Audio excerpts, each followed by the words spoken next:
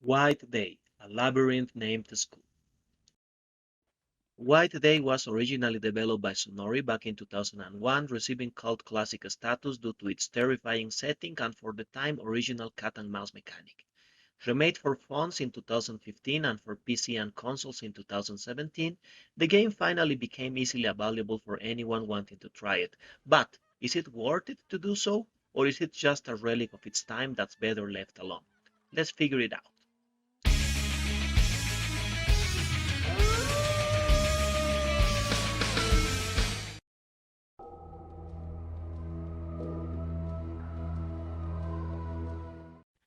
You are a student getting into his school at night to leave some candy for a girl he has fallen for since the following day is White Day, which is basically Valentine's Day. Inside, you discover that you are not the only one there, and you'll team up and interact with some girls who are often more than what they initially seem, and according to your answer choices during conversations, you will be led to one of the different endings. Most of these are interesting, but you will need to finish the game a few times to get different ones and really understand the story. Besides the main plot, we also have ghost stories that offer some interesting lore about the school you got yourself in. You need to look carefully though, since if you don't investigate things, you won't ever discover what was going on with all of the ghosts that appear on your way.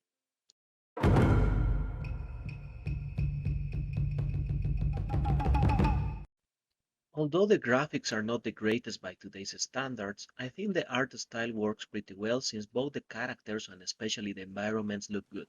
Added to the for the most part high quality sound design, the ambience is great and creepy. However, I didn't like some of the sound effects since they didn't match the situations and sometimes caused me to chuckle, like a ghost baby screaming kind of like a raptor, and the songs for a couple of boss fights, which are a lady screaming random stuff, kind of ruined the vibe a bit.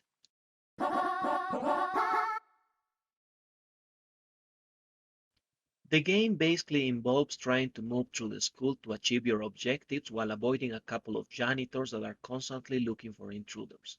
At the beginning, this can be a bit creepy, but ultimately they are just annoying due to the map design that makes it very easy for them to stay in places you want to go to for a long time.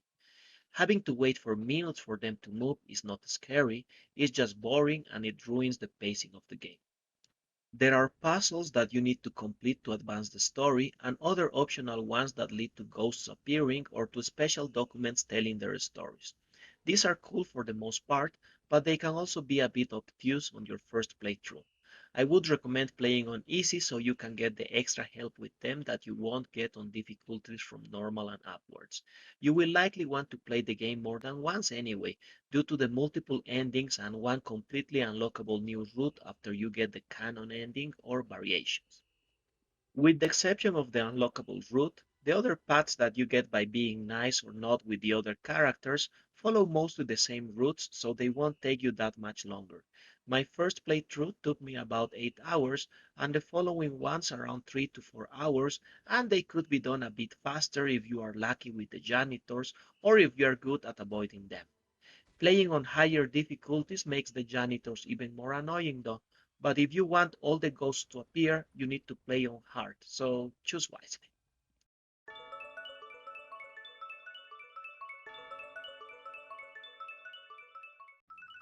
A good game that I hope would focus more on the ghosts than on running away in circles while trying to achieve objectives.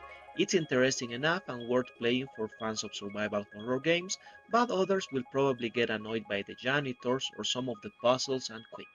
It's better to see the game as what it is, an early 2000s title with a new coat of paint, than as a modern title. You will enjoy it more that way.